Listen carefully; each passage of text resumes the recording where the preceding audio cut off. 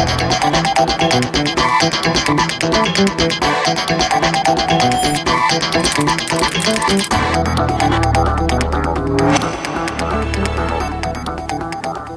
Antkus, witam i zapraszam na program Gość Dnia, a dzisiaj razem z nami w studiu poseł na Sejm z ramienia Prawa i Sprawiedliwości, pan Adam Gawęda. Witam serdecznie. Witam serdecznie, witam Państwa. Dzisiaj skupimy się, można powiedzieć, na nowej inwestycji, która już niebawem powstanie na terenie powiatu wodzisławskiego. Dokładnie Ekookna postanowiły zainwestować i zakupiły już dokładnie 17-hektarową działkę w strefie inwestycyjnej w Kokoszycach. Proszę powiedzieć, skąd w ogóle decyzja, że ten inwestor postanowił wybrać ten, a nie inny teren?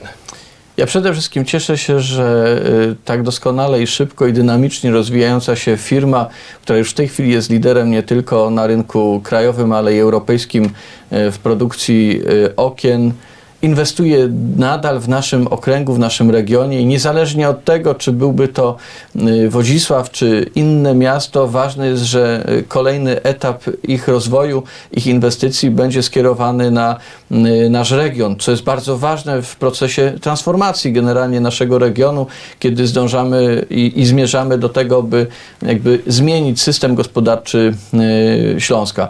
A w związku z tym ogromnie się cieszę, to wielka dla nas też i satysfakcja, że udało się w procesie takiej otwartości, dialogu i zachęcania do inwestowania w miastach pogórniczych zachęcić tak dużą, dobrze rozwijającą się firmę, jak powiedziałem, do inwestowania w naszym mieście.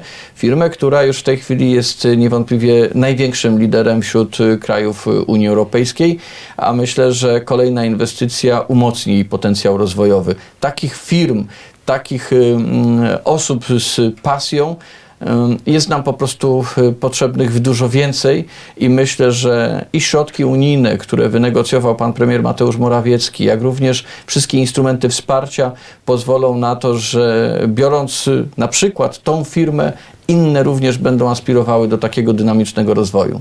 Powstanie tej właśnie inwestycji i można powiedzieć nowego zakładu pracy, to także nowe miejsca pracy. Proszę powiedzieć, ile osób może tutaj zyskać zatrudnienie właśnie w związku z tą inwestycją? No tutaj posłużę się informacją, które uzyskałem od właściciela, od pana prezesa, jak również od dyrektorów, którzy brali udział w konferencji prasowej w Wodzisławiu Śląskim. W tym pierwszym okresie z ich informacji wynika, że to będzie około 1000 nowych miejsc pracy, ale to jest ten pierwszy etap, a w związku z tym pewnie szereg pracowników, którzy dzisiaj dojeżdżają na Raciborszczyznę, do powiatu raciborskiego, a są mieszkańcami miast tu przyściennych, Wodzisławia, czy też i w pobliża Rybnika, no będą po prostu zatrudnieni w tej nowej siedzibie.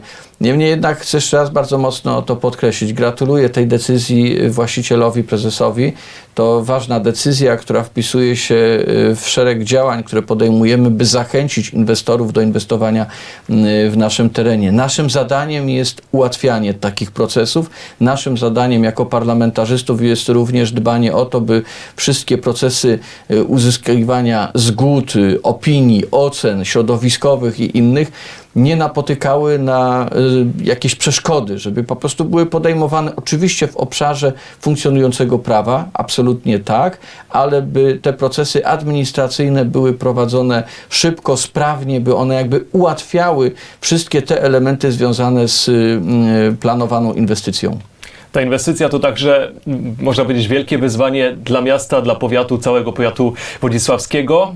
I jakie można tutaj uzyskać tak naprawdę wsparcie ze strony rządowej? Czy tutaj jakieś kroki właśnie od państwa, tutaj już tak można powiedzieć bardzo szeroko mówiąc w tym aspekcie będzie spodziewane? Jakie tu właśnie będzie zaangażowanie chociażby strony rządowej w ten cały proces? W zasadzie można powiedzieć, że zrobiliśmy wiele już takich jakby kroków wyprzedzających. Po pierwsze, Rządowy Fundusz Inwestycji Lokalnych Dróg Samorządowych pozwala na to, że drogi zmieniają się, dostosowując jakby swoje parametry do taboru, który będzie prowadzony przez miasta i powiat wodzisławski, tak żeby skomunikować z głównymi ciągami drogowymi, komunikacyjnymi. A w związku z tym te inwestycje, które będą również prowadzone w naszym okręgu również będą uwzględniały środki budżetu państwa, które pozwolą na to, żeby te drogi zmodernizować i dostosować do potrzeb. Z drugiej strony instrumenty finansowe. Otóż Nowy Polski Ład i Plan Odbudowy, Krajowy Plan Odbudowy to te elementy, które pozwolą na poszukiwanie i na pozyskiwanie instrumentów wsparcia finansowego, również dla firm, które na naszym terenie będą chciały inwestować kolejne swoje środki, a w związku z tym pozyskanie takich funduszy i unijnych, i funduszy celowych to kolejny instrument wsparcia, który będzie bardzo potrzebny do tego, by tak duże inwestycje tutaj realizować. Tych środków finansowych będzie bardzo dużo. Nowy Polski Ład również te środki będzie kierował do jednostek samorządu terytorialnego, by, mówiąc wprost, uzupełnić te brakujące środki, które będą niedoborem z tytułu obniżki podatków. Zresztą każdy z nas, każdy obywatel, każdy na to patrzy, żeby jemu w portfelu jak najwięcej zostało. I w związku z tym te elementy, które z jednej strony są korzystne dla naszych obywateli, będą powodowały nieco mniejsze wpływy do jednostek samorządu terytorialnego i również w tym planie odbudowy my proponujemy jednostkom samorządu terytorialnego, by przekazywały nam do oceny swoje projekty inwestycyjne tak, aby ten niedobór im uzupełnić. A w związku z tym to wsparcie dla wszystkich inwestorów z różnych poziomów będzie i już jest bardzo duże. Tutaj chciałbym dojść do takiej kwestii, bo w Wodzisławiu Śląskim tak naprawdę już długo żadna kopalnia nie działa i można odnieść wrażenie, że powstające nowe miejsca pracy, chociażby zakładu Eko-Okien, to jest taki krok, który pokazuje, w którą stronę powinna iść Polska po zamknięciu kopalń albo w trakcie ich zamykania. Czy pan też ma takie wrażenie, że właśnie w tą stronę, w takie inwestycje, w takie nowe miejsca pracy powinniśmy iść i takie zakłady powinny powstawać tutaj na Śląsku?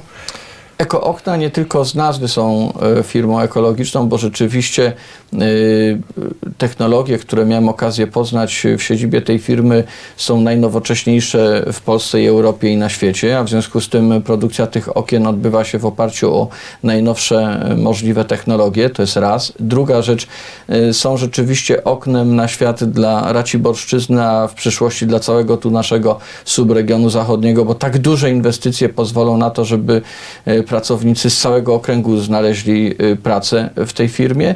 No i z drugiej strony to też takie okno, które będzie tworzyło nową przestrzeń rozwoju gospodarczego w tym obszarze transformacji surowcowo-energetycznej, która nie będzie łatwa, która będzie musiała przejść pewne też trudności, etapy. Zresztą to też widzieliśmy i widzimy, obserwujemy, że te procesy nie są łatwe, ale są zawsze oparte o taki bardzo odpowiedzialny dialog, a w związku z tym inwestowanie w nasz teren, w nasz okręg, w nasz region z perspektywy przyszłości jest bardzo ważne i te miasta, które ucierpiały na skutek utraty miejsc pracy likwidowanych kopalń, dzisiaj mają nową szansę, bo mogą stwarzać warunki do rozwoju firm, które te nowe miejsca pracy tworzą.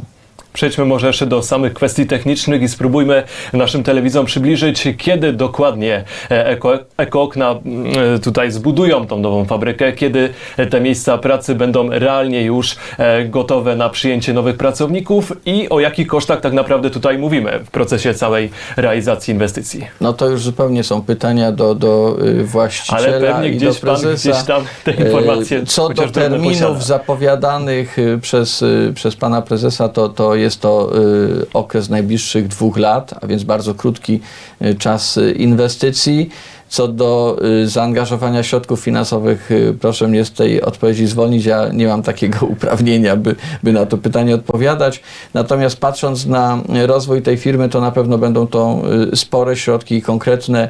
Zachęcam również na ten temat, żeśmy rozmawiali, by korzystać czy to z funduszy PFR-u, czy to z środków unijnych, tak aby ten proces inwestycyjny był jak najszybszy i jak najsprawniejszy najważniejszy z punktu widzenia samej firmy, ale tak jak powiedziałem, będę dopingował i będę się cieszył, kiedy kolejne firmy będą szukały miejsc na rozwój swoich firm właśnie na terenie naszego całego subregionu zachodniego, czy to będzie teren miasta Rybnika, czy okolicznych Żor, Wodzisławia i tak dalej. Każdy teren w naszym okręgu, jeśli jest dobrze przygotowany do inwestowania, jest z pewnością otwarty, a samorządowcy tylko zachęcają i z otwartymi rękami takich inwestorów pewnie będą przyjmować. Zostawmy może na chwilę temat ekookien. Jak wiadomo, w Warszawie odbył się protest z branży energetycznej. Duża grupa górników ze Śląska też właśnie udała się do stolicy, żeby pokazać swoje niezadowolenie. Proszę powiedzieć, jak pan ocenia w ogóle chęć i sam protest, który się odbył i postulaty, które zostały zaprezentowane? Czy ten protest w ogóle powinien mieć miejsce według pana? No jeśli już, to bardziej powinien być skierowany w kierunku Brukseli czy Strasburga i wszystkich instytucji europejskich, bo przecież wiemy, że tego kierunku tak de facto już nie odmienimy. Kierunek główny, wszystkie państwa Unii Europejskiej przyjęły kierunek zmian, ochronę środowiska, ochronę klimatu, ochronę powietrza, a w związku z tym my tego po prostu nie jesteśmy w stanie zatrzymać, tego procesu zmian.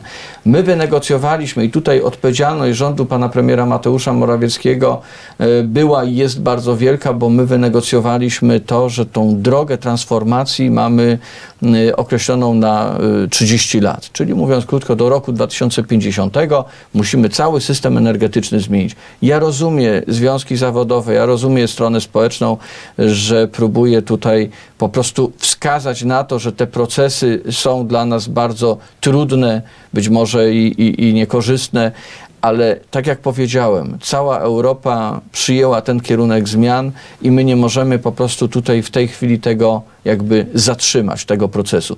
My to urealniliśmy, stworzyliśmy Fundusz Transformacji Surowcowo-Energetycznej, przyjęliśmy takie warunki i takie wynegocjowaliśmy w Komisji Europejskiej, które są dla nas szansą, by ten proces był dźwignią rozwojową dla całego regionu, dla całego województwa śląskiego, ale również nie tylko, bo popatrzmy, zmiany będą zachodziły również w innych regionach, gdzie opiera się energetyka na paliwach konwencjonalnych, na paliwach kopalnych. Chcemy z tego skorzystać i chcemy ten proces w taki sposób przeprowadzić, by żadnego miejsca pracy nie stracić, a te nowe miejsca tworzone już były w oparciu o nowe możliwości i nowe rozwiązania technologiczne, również te związane z produkcją wodoru. Chcemy, żeby Śląsk był taką doliną wodorową, gdzie wykorzystywanie paliw kopalnych będzie już w najnowszych technologiach wykorzystywane.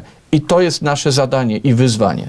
A czy sam ten protest, który odbył się w Warszawie, nie jest pewnego rodzaju zaskoczeniem, szczególnie po parafowaniu umowy społecznej, gdzie wydawało się, że wiele tematów zostało już dogadanych? Ja do końca tego nie rozumiem. Być może tutaj brakło jakiejś komunikacji ze strony związków zawodowych, a być może też i ten głos nie do końca jest trafiony, dlatego że tak jak powiedziałem, jeśli strona społeczna dzisiaj swoje argumenty przekazuje w drodze takiego protestu, to powinna głównie go skierować do instytucji unijnych, do Komisji Europejskiej, bo przecież tam zapadają większością głosów tego typu decyzje. Natomiast powiem wprost, zgoda społeczna i w procesie dialogu uzyskany konsensus to rzecz niebywale ważna, bo ona pozwala na to, że mamy czas i mamy zakreślone ramy działania do tego, by ten systemowy proces zmian w Polsce przeprowadzić, nie tracąc absolutnie żadnego miejsca pracy i nie tracąc też tego wszystkiego, co związane z dzisiejszym naszym potencjałem gospodarczym. Ten nowy tworzony będzie opierał się również na myśli technologicznej Głównego Instytutu Górnictwa, Instytutu Chemicznej Przeróbki Węgla czy innych instytutów badawczych i jednostek naukowych, które pracują nad tym, by systemowy proces zmian uwzględniał również te dokonania i tą myśl techniczną, którą my już mamy. Protest, który dzisiaj obserwujemy, jest skierowany na to, żeby zwrócić uwagę szczególnie mocno na wszystkie te elementy społeczne. one de facto zostały wynegocjowane, dlatego myślę, że w jakiś sposób ten dialog nad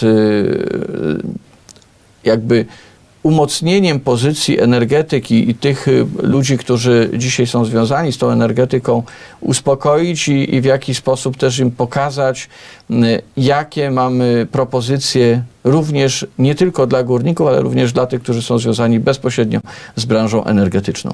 I myślę, że tą kwestią zakończymy naszą rozmowę. Dziękuję panu bardzo. Dziękuję bardzo. A państwu za uwagę i do zobaczenia.